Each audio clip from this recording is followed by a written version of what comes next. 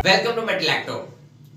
आज हम डिस्कस करने जा रहे हैं लाइपोपॉलीसेकेराइड वर्सेस टिकोइक एसिड। सबसे पहले अगर हम देखें लाइपोपॉलीसेकेराइड ग्राम नेगेटिव की प्रॉपर्टीज है। लाइपोपॉलीसेकेराइड जो है वो ग्राम नेगेटिव में होता है, टिकोइक एसिड ग्राम पॉजिटिव के अंदर मौजूद होता है। ठीक है, अच्छा, लाइपोपॉलीसेकेराइड को एंडोटॉक्सिन भी कहा जाता है। ये वाली बात इंपॉर्टेंट ज़हन में रखी जाए, लाइपोपॉलीसेकेराइड एंडोटॉक्सिन होता है। अच्छा, इंपॉर्टेंट पॉइंट जो आपको बात रखने की है, तीन bacteria, bacterium 1, bacterium 2, bacterium 3। Bacterium 1 अपना टॉक्सिन प्रोड्यूस करता है एंडोटॉक्सिन, बैक्टीरियम 2 अपना एंडोटॉक्सिन प्रोड्यूस करता है, बैक्टीरियम 3 अपना एंडोटॉक्सिन प्रोड्यूस करता है।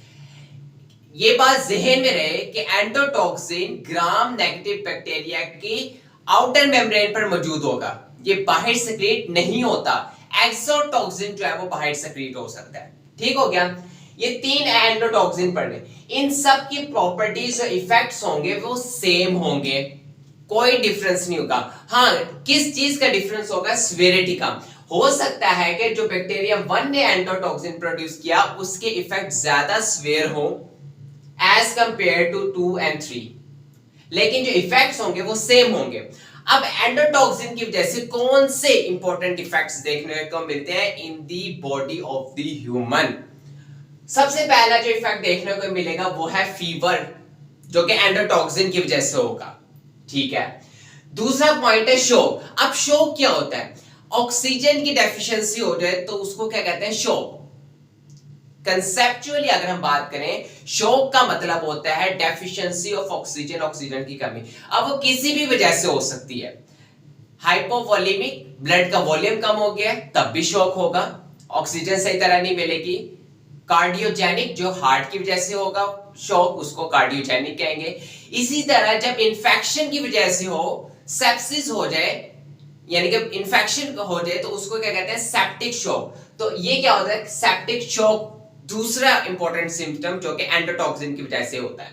तीसरा है इन्फ्लेमेशन, जिसमें कॉम्प्लीमेंट सिस्टम एक्टिवेट हो जाता है और डिफरेंट न्यूट्रोफिल्स को अट्रैक्ट करता है कि आओ और इसको खत्म करो टॉक्सिन को।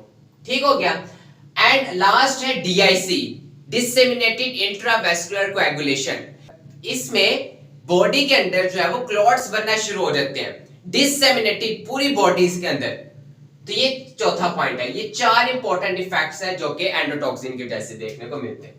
अच्छा, अगर हम बात करें वो कौन से इंपॉर्टेंट कंपोनेंट हैं जो एंडोटॉक्सिन में पाए जाते हैं, अब हम एंडोटॉक्सिन की कंपोजिशन पढ़ने जा रहे हैं। सबसे पहला जो बात करें, जो आउटर पॉलीसेकेराइड। अब आउटर पॉलीसेकेराइड को सोमैटिक या सोमैटिक एंटीजन या ओ एंटीजन भी कहा जाता है।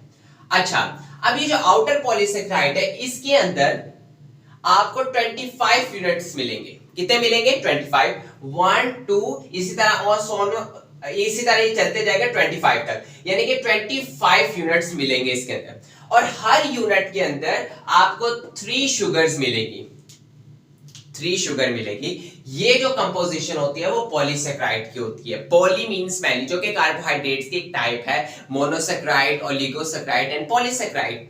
ठीक है, ये याद रखना, 25 यूनिट्स आउटर पॉलीसेकेराइड में होते हैं। अच्छा, इसके बाद कोर पॉलीसेकेराइड, कोर कहते हैं सेंटर को, जो कि सेंटर में पाए जाए। कोर पॉलीसेकेराइड में 5 शुगर्स के मॉलिक्यूल होंगे, 1 2 3 4 5, that is called core polysaccharide. ठीक हो गया। लास्ट जो है कंपोनेंट वो है डाइसेकेराइड, डाइफॉस्फेट और है फैटी एसिड। ये दो इंपॉर्टेंट कंपोनेंट है जो कि डायरेक्टली किसके साथ अटैच होते हैं? Outer membrane of gram negative bacteria, जो कि हम डिस्कस कर चुके हैं। अच्छा, ये क्या बनाते हैं? ये लिपिड ए बनाते हैं जो कि हाईली टॉक्सिक इफेक्ट शो करता है, lipid A of gram negative bacteria.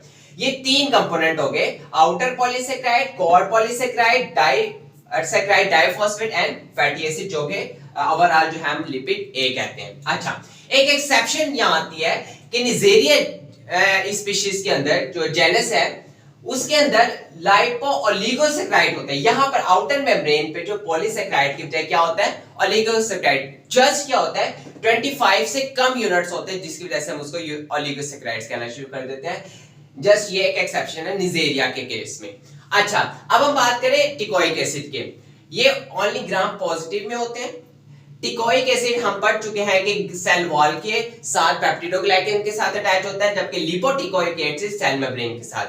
इसके इफेक्ट्स की बात करें तो सेम इन्फ्लेमेशन कॉज करते हैं, मतलब मींस के कॉम्प्लीमेंट सिस्टम एक्टिवेट हो जाता है और डिफरेंट न्यूट्रोफिल्स को अट्रैक्ट किया जाता है। और सेप्टिक शॉक, ये वही जो है जो इन्फेक्शन की वजह से शॉक होगा, उसको क्या कहेंगे, सेप्टिक शॉक।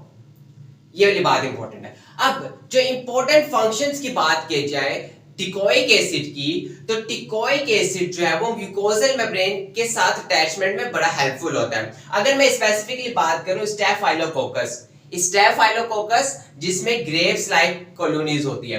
अब इसमें क्या होता है, अगर मैं ये बात करूं कि ये म्यूकोजल मेम्ब्रेन है, तो क्या होगा अगर बैक्टीरिया जो है टिकोइक एसिड के मदर्स के साथ म्यूकोजल मेम्ब्रेन से अटैच हो जाता है। और ये बात हमेशा याद रखना कि बॉडी में जब भी किसी बैक्टीरिया को जगह मिल गई रहने की, इसका मतलब वो उस जगह इंफेक्शन कॉज करेगा। अब आप मुझे बताएं कि म्यूकोजल मेम्ब्रेन कहां हो सकती है, रिस्पिरेटरी ट्रैक्ट में हो सकती है, गुड। जीआईटी में म्यूकोजल मेम्ब्रेन होती है, रिप्रोडक्टिव ऑर्गन में म्यूकोजल मेम्ब्रेन होती है। तो जहां जहां म्यूकोजल मेम्ब्रेन है वहां चांसेस है कि स्टेफाइलोकोकस जो कि एक ग्राम पॉजिटिव है उसके साथ अटैच हो जाए और वहां जाकर अपना घर बनाए और वहां इंफेक्शन कॉज करे। तो ये था basic difference between the lipopolysaccharide and the teichoic acid. अगर आपको फिर भी कोई कंफ्यूजन है तो आप मेरे से कमेंट सेक्शन में पूछ सकते हैं। Thank you so much.